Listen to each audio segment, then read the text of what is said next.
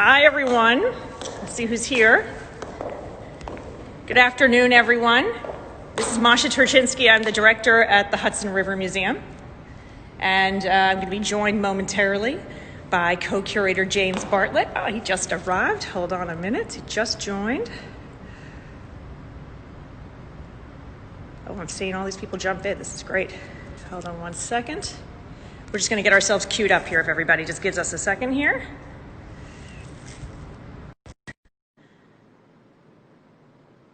Inviting James Bartlett to join me live so we can do a curator tour. All right. Hi, how are you, James? Good. How's it going? Very well. I'm so happy to be back in this exhibition, and thank you for making time today to do a walkthrough with us. Of course. Looking forward. So we're here in Derrick Adams' Buoyant here at the Hudson River Museum, and I'm going to turn over a lot of the time and attention to you, James, but I also want to let you know that in addition to the two of us, we will also be joined today by our security officer, Kenya Reese, who's here in the building, socially distanced, of course. And so she can jump in on some of our conversation as well. I think a lot of you already know Kenya from some of her other videos with us at the museum, or if you've come to the museum in person. So here we are, James. How are you doing? I'm doing lovely. You know, cooped up in the house, but not too bad. Well, I'm really glad that we can make this happen. The show opened to the public with an amazing opening night on the night of March 6th. And then, of course, we all know what happened in terms of world events. The museum closed its doors on March 13. And so we've been thinking of different ways to bring this exhibition to the public that has been clamoring to see it themselves. So here we are. And anyway, it's a pleasure to be in conversation with you. It's a pleasure to talk, and it's an honor to have the work of Derrick Adams here at the Hudson River Museum. So I'm going to stop, and I'm going to turn it over to the curator of this exhibition, and I'd love to see how you'd like to handle the next hour. Sure. No, appreciate it. So my name is James Bartlett, a co-curator of exhibition Buoyant, Derrick Adams. I'm going to talk for about 30-40 minutes or so, and then open it up to questions, comments, and hopefully we can have a little conversation. In that 30-40 minutes, Masha and I will be discussing a little bit. I actually want to kind of start off just by talking about the exhibition in general a bit. And Masha, if you wouldn't mind going upstairs, and maybe we can start at the Ebony magazine upstairs. Absolutely. I think that would be fun. So. Okay. Absolutely. You know what? Bear with me 1 second because we have to go up the stairs. So hold on 1 minute. No problem. I'll give the intro while making your way over there. So. Okay. Thank you. In fact, if you, we're gonna get ready to be up there. I'm sorry, that's my bad. I would have started up there. But why don't we, if you don't mind, maybe we'll do an intro here, and then I'm going to back it up the stairs. Okay. So here we are. Oh, for sure. For sure. So I want to talk a little bit, just about how Derrick came to create his floater series. So he's been working on his floater series for around 6 years or so now. And it really just started from an investigation of imagery and how Black people are presented in popular media, etc. And he was very interested in depicting the life that he saw every day around him. And he was interested in this concept of leisure, and had recently come across the image of Martin Luther King Jr. On vacation with his family in Jamaica, and was thinking about how even people, engaged in an everyday struggle as deep as Martin Luther King still needed space and time to have that relaxation, to have that family time, to have that leisure time.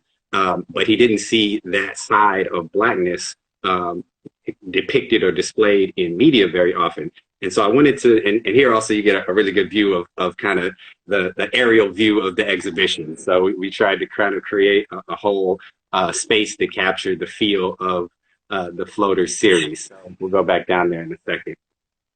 But this is the magazine that I was just talking about. I think it's a 19, is it 68? Is it the year he died? June 67, it says. 67. So yeah, so the year before he was assassinated.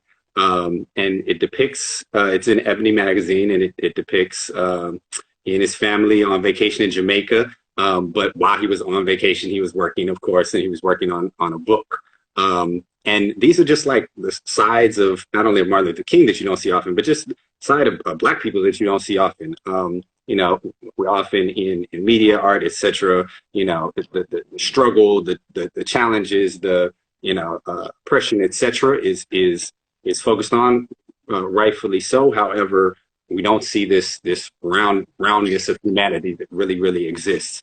And so these images were kind of the seed source material for the Floaters series. And kind of after seeing these images, he was looking more and more for he remembered pool parties that he grew up with, and just the fun times in swimming pools, etc. And he was looking for source material of Black people on floaties, but he couldn't find any. So this was like 2014, around in there, online in 2014, with all the billions and billions of images of people in pools, and he couldn't find any pictures of Black people just relaxing in a swimming pool on a floaty. Yet he knew that happens, obviously, happened in his life, and it was something very common. And so, like with much of Derrick's art, he decided to kind of create his own historical record to add to the world's historical record. And so that's how the Floater series began. And so here we can make our way back down into the exhibition. I kind of just wanted to give that context a little bit. Absolutely. Yeah, and it's actually giving me a really nice opportunity to show the installation itself here from above. Here at the exhibition has taken over really just all different aspects of the museum in the best possible way. You can see you can see we've installed a wonderful, like a bucolic blue swimming pool. It's little side chairs here, of course, floaters. And we're going to make our way downstairs. Absolutely. Wonderful. So yes, we had a really great time, kind of creating this space and creating this world in which the floaters exist. I'm going to talk a lot about the floaters in general. We can talk about one or two in detail, but I'm really most interested in this world that was created by Derrick, and this world that reflects obviously the real world and has resonated with people so deeply that I know Derrick often gets people sending him images of themselves or friends and family on floaties, and it's kind of this like this dialogue and this reflection, so like Derrick has reflected people's real lived experiences, and that resonates with people because like Derrick, they didn't often see that reflected, and so they feel the desire to share that same experience when they have it with Derrick and with others.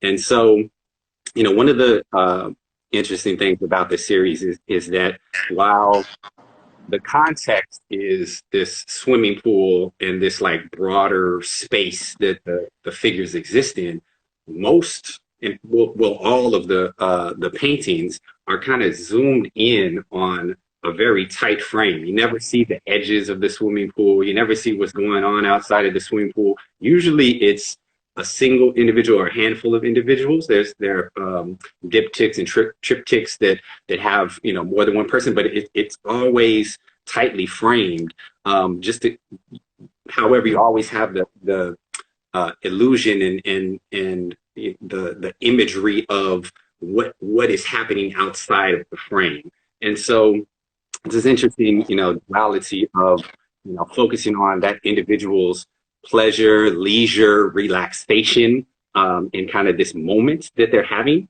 as if they're in their own little world. But we know that most likely there is something else happening, whether it's other people outside of the frame or even just the space in the swimming pool around it. But we aren't given that imagery explicitly, so it's kind of left up to us to kind of complete the rest of the image. And so there's this interesting interplay and juxtaposition between Derrick giving us the scene, and then allowing us to be in the scene by kind of again being just outside of the frames ourselves. So it's almost as if we're standing on the side of the swimming pool, watching somebody relax, and maybe we're relaxing on the side as well. So yeah, I'll let people view some close-ups here. Something else about the series is it's evolved a bit since he first created it from an aesthetic perspective. So some of the earlier works are a bit more painterly. The lines are a bit more fluid, and as he progressed in the series, at this point he's I think close to 100 floaters, somewhere in the high 80s or 90s at this point. The series became a bit more geometrical. For anyone who's familiar with Derrick's full body of work, he has several series. He often works in kind of a series format, where a group of works are tied together by a common theme and a common aesthetic. And this is no different. But a lot of his other series really use this kind of geometrical aesthetic, and kind of interest in capturing the essence of a person or place or space, as opposed to trying to kind of photographically recreate it. And so that's what another way in which the Floater series again allows you to bring yourself to it, because he's not giving you explicitly this is an individual. It's more so this is the essence of what is happening in this space, in this scene. I'm just zooming in on some details so that our viewers can see. We see a lot of, in addition to what you just said about giving an essence, what's really strikes me in so many of these are these amazing patterns, the choices of patterns that the artist has selected for the individuals. I'm going to walk over to this wonderful four-panel work that was lent to the museum by the Dean Collection, and I'm just looking here, and I'm just going to go over some of the choices that Derrick Adams has made. And maybe, James, is there anything that strikes you about any of these particular patterns, and anything we should know about that? Yeah, absolutely. Derrick uses kind of fabric patterns and collage in a lot of his works, a lot of his series. After this, we'll go into another gallery in the museum and look at a different series, Became the Party and Plan. But you'll see kind of how he uses this collage technique to create really a fashion within his own kind of a fashion, an aesthetic that he has created unique to his work. And so he often collects fabrics and textiles on his travels, and just anytime he's passing, fabric shops, just to kind of create this catalog of colors and textures and patterns, many of which reflect African textiles and kind of a historical connection to Africa and the diaspora, but also, again, especially in the ways that he collages them together, reflects his own interpretation of that history. Also, maybe Masha, we can show kind of a wide shot of the piece from the Dean Collection. Oh, absolutely! It is a stunner. Hold on. Yeah, it's kind of hard to see in the frame, right? You can tell, those of you who are following us, you can tell this is it's a significant work in the exhibition, and it is taking over one entire wall of the installation. Yeah, so I just wanted people to kind of get a sense of scale, and context, and how all of the works are at least relatively large, but some are really massive like that. I forget. I think it's, what is it, like close to 15 feet or something like that? Well, yeah, I think it's even bigger. Yeah.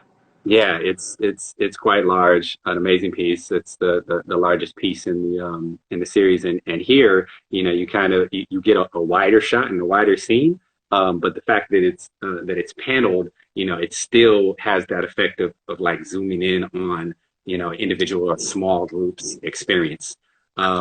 I love how he breaks through the panels, that the panels are not the end, and we see it here in this work. And then if I just swivel over here for a minute back to this work, one of my favorite details in this particular triptych is that passing of the solo cup from the center panel.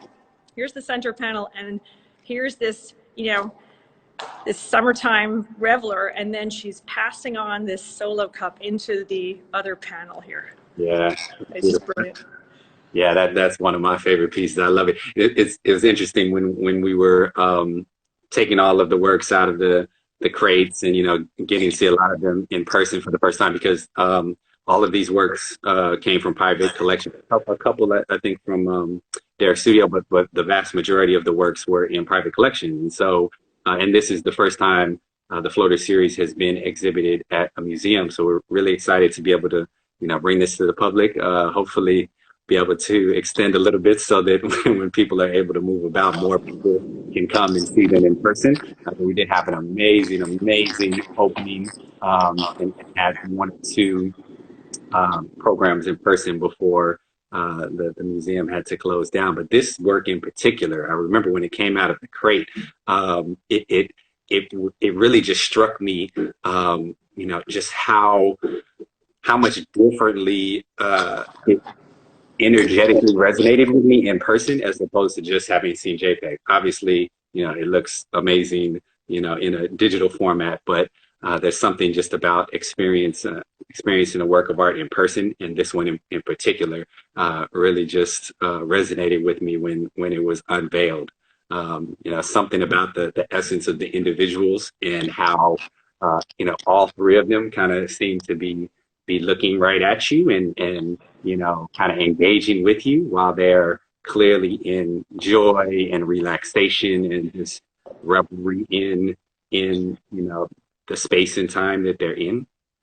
So yeah, I agree. This is definitely a moment that happens, I guess, so often when you see the original versus the digital, that when the crates were being unpacked, there were many occasions where people gasped, which is a great moment for a museum team to say, okay, we've seen the images digitally, but to see them in person and see all of the layers and the brush strokes and the vibrancy of the colors. I mean, this one just stuns me because it reminds me of those wonderful, that neon Play-Doh kind of amazing, playful colors. And so it really pops. I mean, the vibrancy here in the gallery is undeniable. Absolutely. And this one was used recently for the cover of Juxtaposed magazine. I believe the right panel of it. Yes. Was the cover of Juxtaposed magazine. So some of you all may have come across that. So, James, would you like to see if anyone has any particular questions for us? Anyone joining us live, if they have some questions about the work that maybe you can answer? Please, yeah. So okay. if folks have questions, or if you've seen any questions go by, let me know. But yes, please feel free to type in some questions. We have more to go we're going to be going into another special space, but while we're out here, is there anyone who has a question for James about curating this exhibition? Is there anyone who just wants to make a comment about what seeing this work means to them? And I'll give you a moment to think about it as I walk through. Sure, and while we're waiting on some potential questions, I'll also just kind of talk a bit about. Sorry, I'm getting a little feedback, but I'll talk a bit about. Someone just made a really good comment. They said, if I worked on this floor, I would be happy every day. And actually, that's a really nice segue for a moment, if it's okay. I'd like to, hold on a second. I'm going to see Kenya is going to comment. She wanted to, since we have Kenya here, and Kenya Reese is a member of our Hudson River Museum team, and she does get to work on the floor every day. So it might be a nice, while we're waiting for some additional questions. She's coming out now. Hold on a second, and I see what else. In the meantime, the question is, why didn't Derrick move to more linear breakdowns of color versus more curved and painterly? Yeah, absolutely. Yeah, great question. So part of it was just a aesthetic decision and choice. As I mentioned, a lot of this work has kind of moved to this geometrical formation of the human figure, but it really comes from the concept of multidimensionality within our individualness as well as in ourselves as humanity. So as I talked about earlier about how, this series really kind of came from a perspective wanting to depict the multidimensionality of Blackness and, the leisure and relaxed, side of life that he didn't often see depicted when he depicts these individuals. Quite often he again uses these sharper lines and this geometry just to convey that concept of we're all very multidimensional and kind of depending on the angle at which you interact with us or view us differently. And as I mentioned earlier, also being first and foremost interested in capturing the essence of an individual, as opposed to or projecting the essence of a person, as opposed to reflecting them, from a photorealistic imagery perspective. Also, something else to note is the vast majority of the people and the figures in the work are not specific individuals. He may start from, kind of a source image or something like that, or multiple, source images of people as inspiration, but then he kind of creates an individual for the most part. There are a couple specific individuals in there. He has a self-portrait that you walked by earlier, etc. I'll show you this one. That's self-portrait. Well, and I like what you just said. This one that we were just in front of, where you don't see the front really of anyone's face, but you see these legs, right? And I think what's great is that it allows the viewer to insert themselves into this moment. Look at I'm just going to zoom in. Look at this, just the vibrant toenails. It's summer. Yeah. And something else I wanted to briefly touch on, and Masha also, the questions are kind of going by, but if you let me see if I've got a new one. Hold on, let's re-ask me. But before we move on to some other questions, something I wanted to just talk about briefly as we're in this space is, as I mentioned, the theory, Derrick's, the root of his reasoning for creating this was to depict joy, leisure, all the things that he saw on a day-to-day basis from his friends and family, the people that he knew, and that's the root of where these works come from. But in addition to that, Derrick understands and has seen some of the ways in which people react to the works and some of the feelings and thoughts and collective memories that are brought to the surface when some people view the work. Obviously, it's quite often a reaction of joy and excitement to see these images reflected back at them. But other times, people think about the history of Black people's relationship to water and spaces of leisure in America and diaspora, etc. And a lot of times, people can go down the path of thinking about the other side of what it takes to claim these spaces as our own and to claim that the time and the leisure and quite frankly the right to relax and exist without having to always fight and struggle, etc. And so whether it's just a historical lack of access to leisure and swimming space. There are several books on the topic. Actually, Derrick's work, one of his floaters, is on the cover of a book that was recently published that's about Black leisure space in California.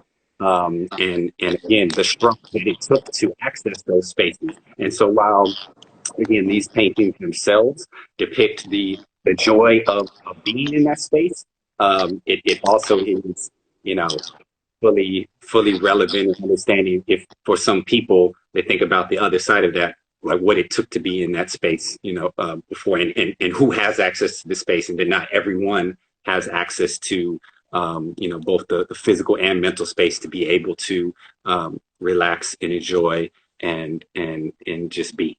So just wanted to note that. And I might even throw in there the maybe the right to even take a jog in one's neighborhood, right? That's just maybe take a leisurely, healthy jog through your town. Absolutely. Right. So one of the comments that just came in was inquiring about the floaters that Derrick chose to depict and also that are installed, and whether they were custom. And I was wondering if you could talk about. We do know one of them is custom. Yeah. And, so let's. I'm going to see if I can go this way. Yeah. Yeah, so that one in the middle, the unicorn, the rainbow unicorn, that is custom. Derrick designed that, and one of the sides, his signature is on it in gold. So yeah, so Derrick designed that from scratch. And however, the others were floaters that were, just found in the world. So the floaters that are installed in the, above are floaters that were similar to floaters that were depicted in the paintings, and those floaters were, taken from existing, kind of floater source materials, let's say. Mm-hmm. Yep. So thank you. That's a great question. Thank you. So I mentioned before that Kenya Reese is here today with us, and Kenya gets to see visitors in our museum galleries in a way that other people do not, and she gets to be privileged to hear certain kinds of conversations, and she gets to process those. So Kenya, would you mind talking to us about what this exhibition means to you, and anything else you'd like to bring up about this exhibition? Sure. Hey everybody. Well, when I first seen the installation, I was very excited. When I first seen it, I told Derrick himself that this installation right here reminds me of when I was a kid going to the pool, or going swimming, or going to like Bear Mountain. People having their floaters out, or one particular, my cousin down in Georgia has a big piece of land and she has a lake. And as kids, we had this long, I guess it was like a banana floater, and kids used to get on there, and my cousin used to push us out into the lake. So this exhibit itself reminds me of that. And when I come here on my time to do my walkthroughs, I actually spend time in this exhibit. I sit here and I think, because during this pandemic, it's made me kind of sad. I can't see my coworkers, I can't see my family, I can't see my friends. So I come here and I sit here and I reflect. And I reflect on what can come back, or what can be, or what can come back. Now, like the summertime, I wish we could have a summer where I could go to a pool party, or go out and go to Van Mine, or go somewhere where I can enjoy something like this. But being that I can't, I come to the museum, sit in this space, and just reminisce, think, and hope that one day, one summer, not this year, maybe next year, we can have something like this again. Thank you so much, Kenya. You're welcome. Don't go away, because we have some other I have some other questions. I bet others do too. And thank you, everyone. I know that in one case you couldn't hear her too well, and we are just being careful about our social distancing as we go forward. But I want to say thank you again, Kenya, for that. And it's really important.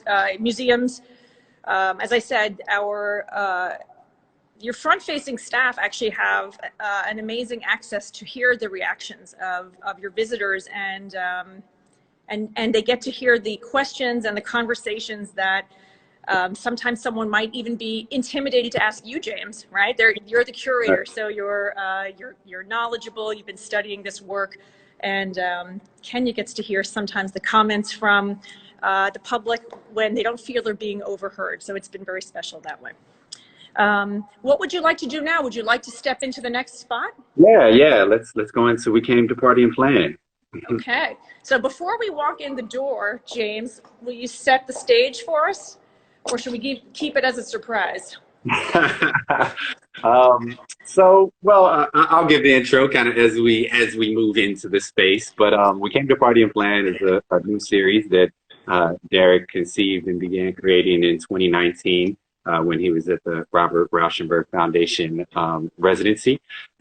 It came from an awareness that he had of, again, this the multidimensionality of our being, and how we're never one thing at any given time. And he was reflecting on gatherings and parties in particular, but just gatherings in general, and how he was often found himself in spaces where on the surface it was a party or a celebration of some sort, whether it was a birthday party or just a get together, but there were all of these in-depth and multi-dimensional and multifaceted conversations going on at the same time.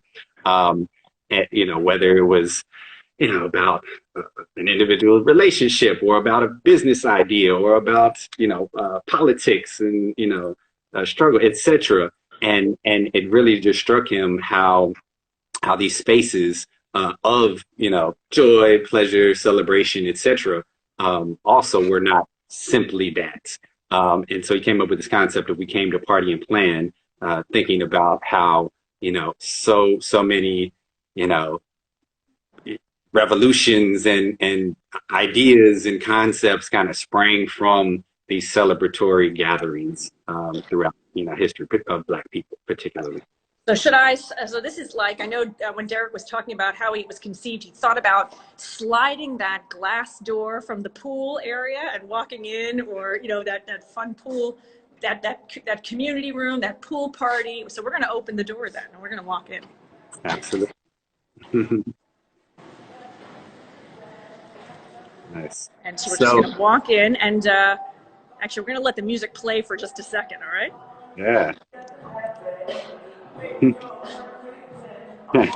So we had a nice little party in there for the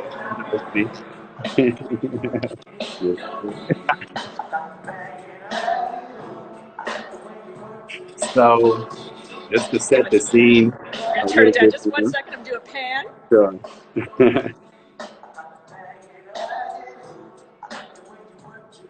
going to end right at the DJ booth. Hold on. Right.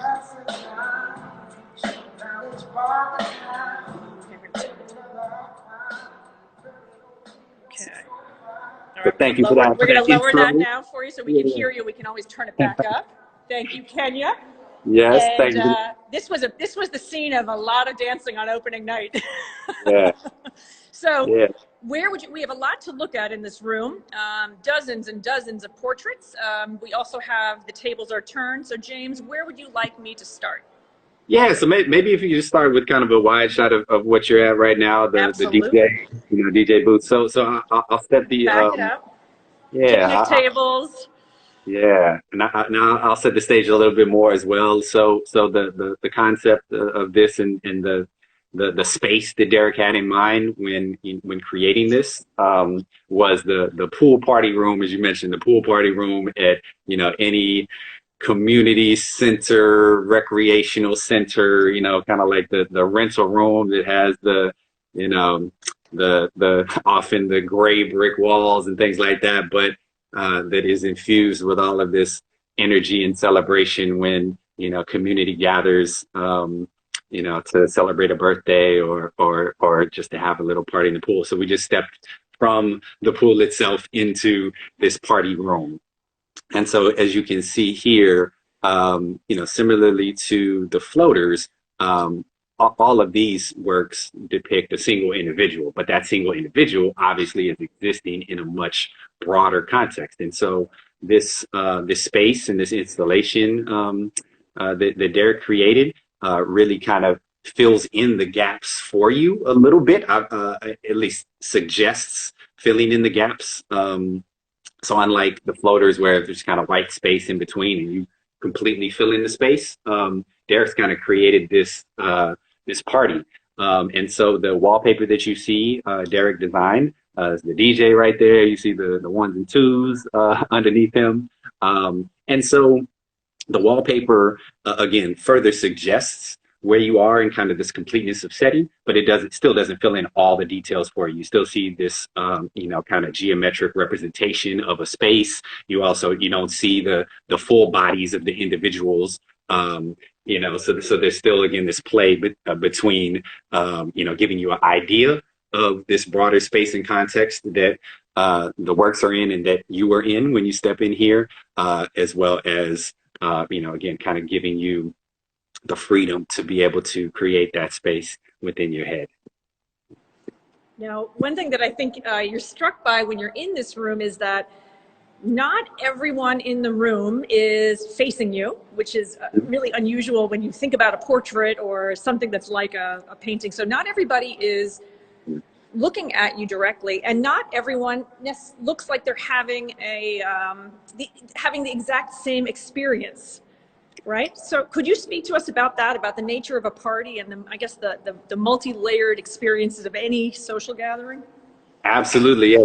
Great question. So, as you mentioned, people are facing different directions. You see the backs of some people's heads, the side profile. Some are looking straight on. And when we were arranging and laying out these works, we kind of, put people together in ways that, we thought they may be interacting in a party. But, as you mentioned, each person is doing something different, and you can kind of interpret for yourself what they may or may not be doing, but some people are sitting there looking pensive, maybe in their own world. Others are engaging, with someone else and talking. Some people are, actively celebrating with a noisemaker, in their mouth that they're blowing. And so again, just like any other gathering we may be in, everyone is in a different, space, whether it be mentally, physically, etc. And so to go back to that original concept of there are so many, different contexts and discussions and things that are going on in this one same place, and so Derrick kind of leaves it to you to imagine what these individuals are doing, thinking, and feeling at this time.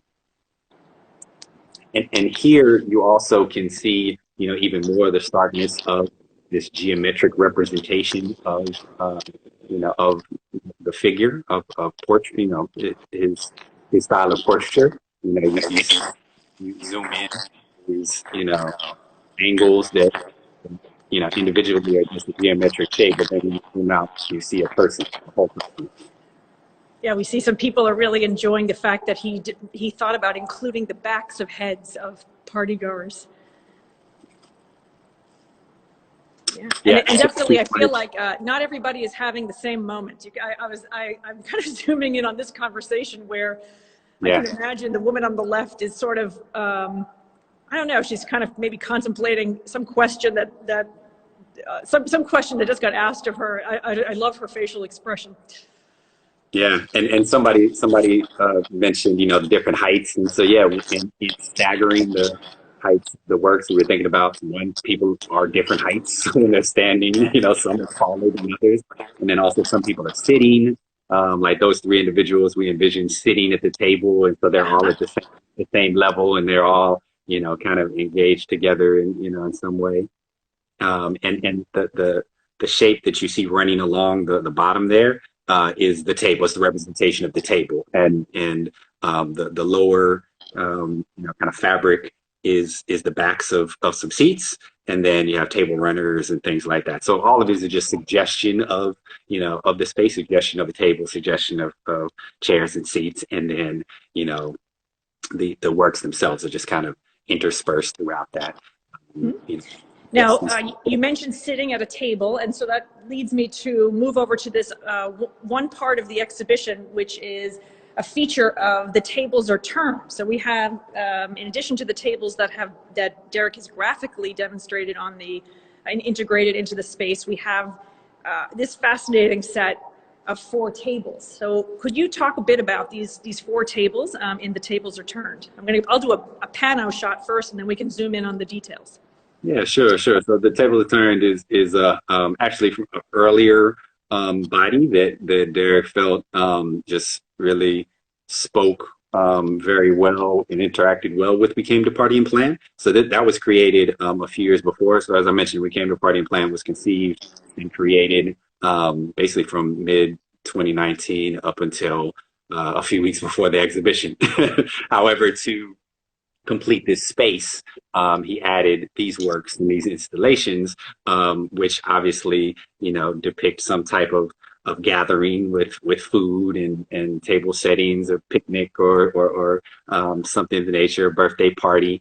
So with this, he was thinking about um, several things, individuality and the choices and decisions that individuals make. And so as you see, some of the patterns match, like that green polka dot, plate matching with the place settings, and others are, very different and contrasted, etc. But then also thinking about how the materials and the things that we interact with become infused with and also reflect who we are and our nature, etc. And so these works kind of from the opposite perspective of We Came to Party and Plan and Floaters, allow you to insert yourself and your thoughts and imagery. So from the opposite perspective, I mean that We Came to Party and Plan and Floaters depict a person, and then you have to imagine the setting beyond it, whereas this shows you a setting without people, and then you imagine the people that may be sitting around that and how they may be engaged.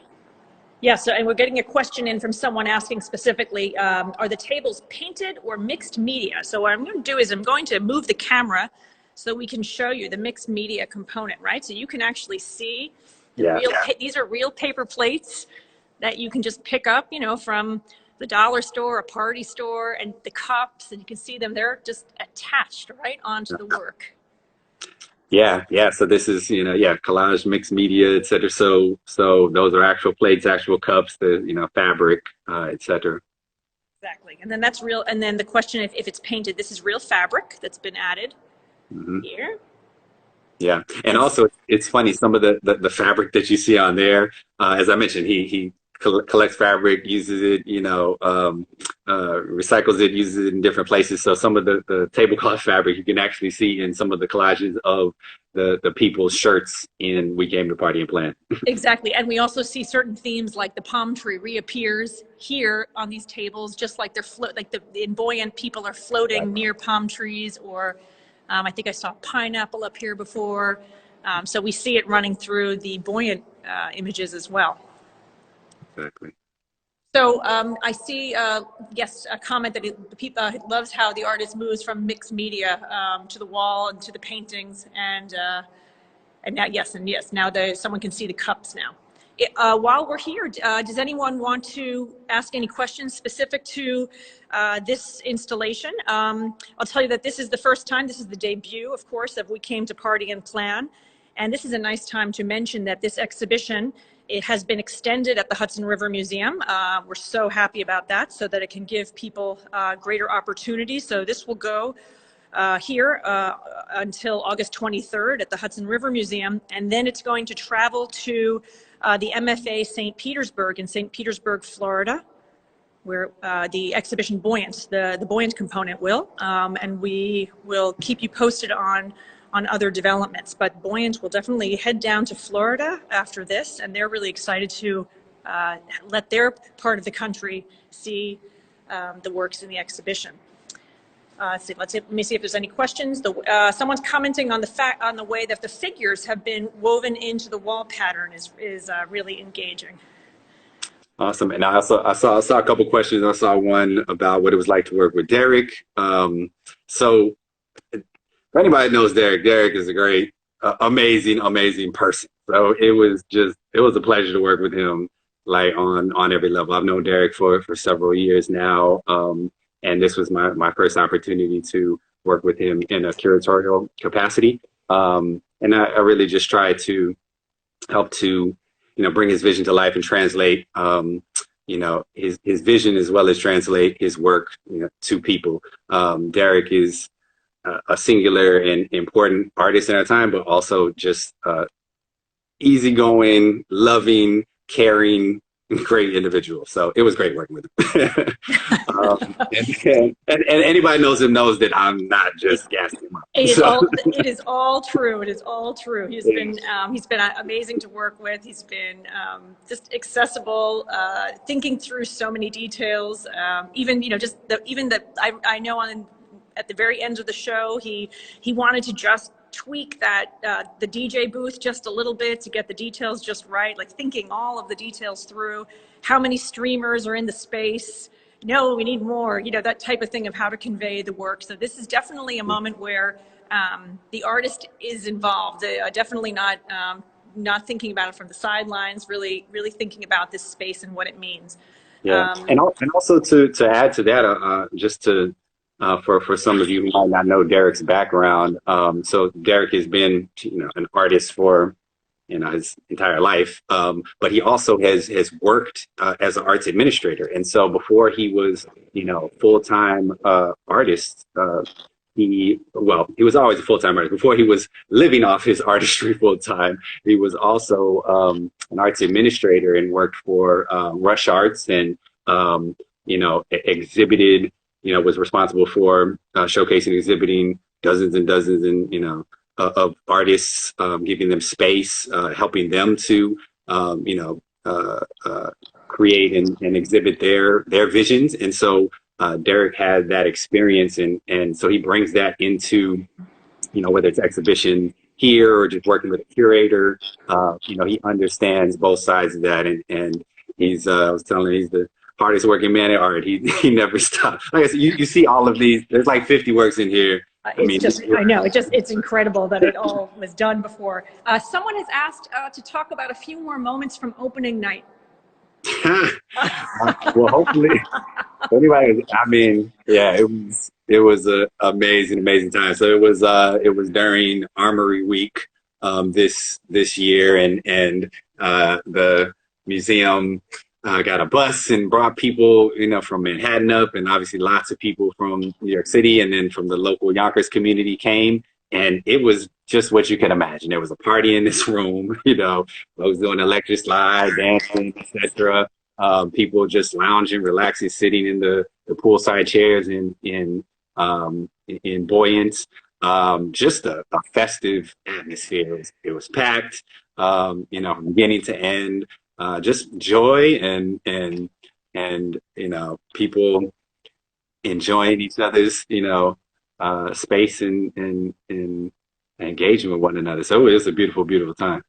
It was a beautiful time. It brings me to a question. I know we had to help also set the stage. We had a DJ upstairs and we had a DJ in this room spinning that whole night. And maybe if people want to just put in a comment about a song, what if you are having a song, it's a summer party or any kind of party, what is the song that you feel needs to play at one of your favorite, if it's going to be a party, what song needs to be queued up?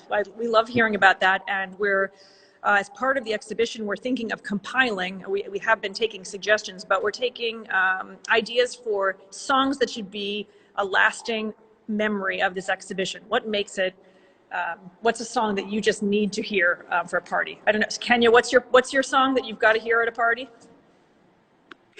She's thinking. I have so many. I have so many, guys. I love to parties. I have so many.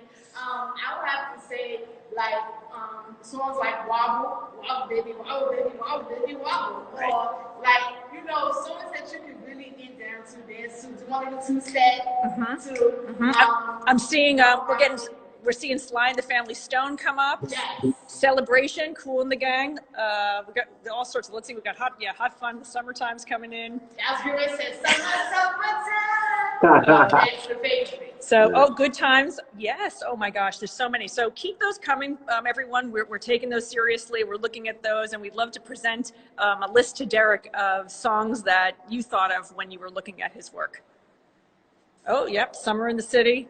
I love the nightlife. Yes. It was an amazing night.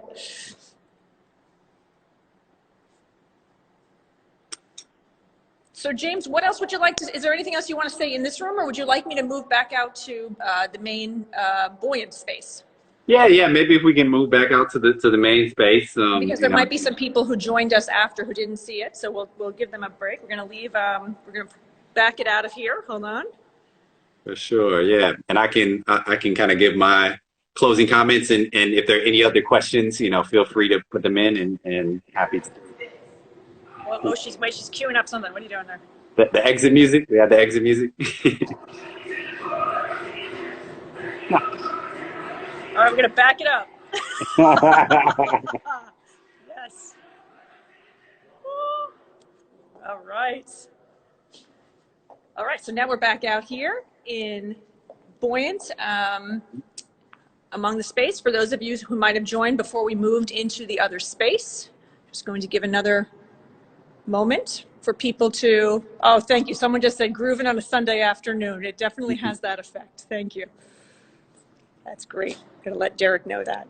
So here's that last.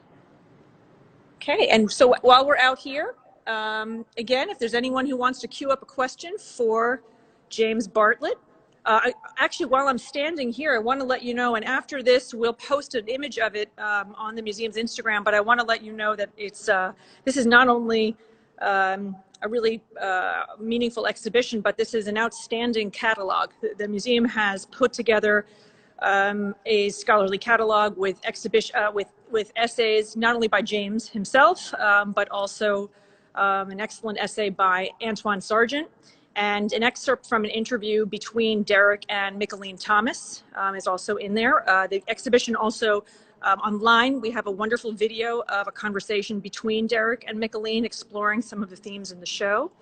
And there's also something that really mattered a lot to us, Derrick, looking at works from the museum's permanent collection and thinking about those through his own lens and the lens of this exhibition. And that's really exciting for us as a museum to take a look at, to let an artist look at our permanent collection and let us all see that in a new way. And you could look at the same work of art, but put it next to a different work with the thoughts of a different artist, and you get an entirely new viewpoint. And that's really special. So take a look for that online. All of these exhibition images are available at hrm.org.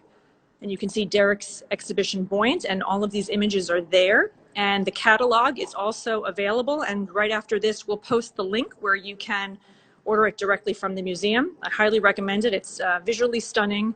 And as I said, the essays are excellent. Absolutely, yeah. And I just want to thank everybody who tuned in.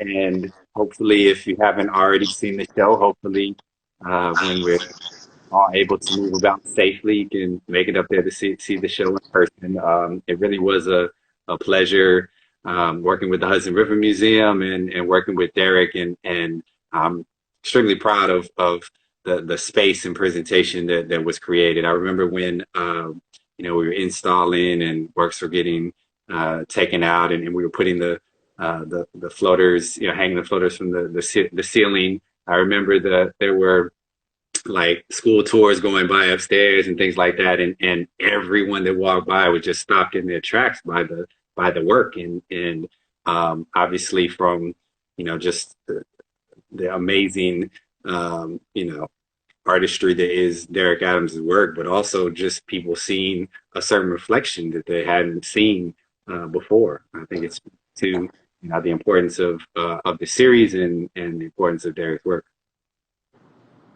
James, thank you so much for being with us here today, and thank you everyone on this Instagram Live for tuning in. We're really thrilled that we can at least announce that we can open, we're going to be able to hopefully open this exhibition to the public as we learn more from the New York State phases of when museums are safely allowed to reopen. But we're really happy to be able to bring this moment to you virtually. And I just want to say myself, I'm going to flip the camera so I can see everybody, or you can see me for a moment.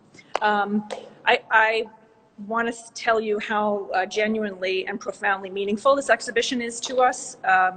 The Hudson River Museum thinks a lot about its community, and one of the things that we know is that it really matters deeply to walk into a museum and know that you are that you belong. And one of the ways that museums need to demonstrate that people belong is to show representation of themselves and their lives happening on the walls. And those are real choices. And so this is a choice we're really proud of. This is an artist we're incredibly proud of. And I also want to say we are very proud to have acquired a new work by Derrick Adams for the Hudson River Museum's collection. So that's work number 2. And so you will be seeing Derrick Adams even beyond the show, because he is now proudly part of our permanent collection. James, any closing ideas that you want to leave people with? No, just thank you. And again, I hope that everybody can come out and see the exhibition. It was such a pleasure. And this conversation was great as well. I'm glad that we've been able to create digital programming that allows people to see the work, engage with the work at this time, and looking forward to doing more like this. Wonderful. Well, listen, James, thank you so much. Be safe, be well, take care of yourself and your family. And thank you everyone for joining us here for a very special exhibition and just to celebrate the Buoyant work of an outstanding artist. Thank you all. Bye now. Bye. Thank you, everyone.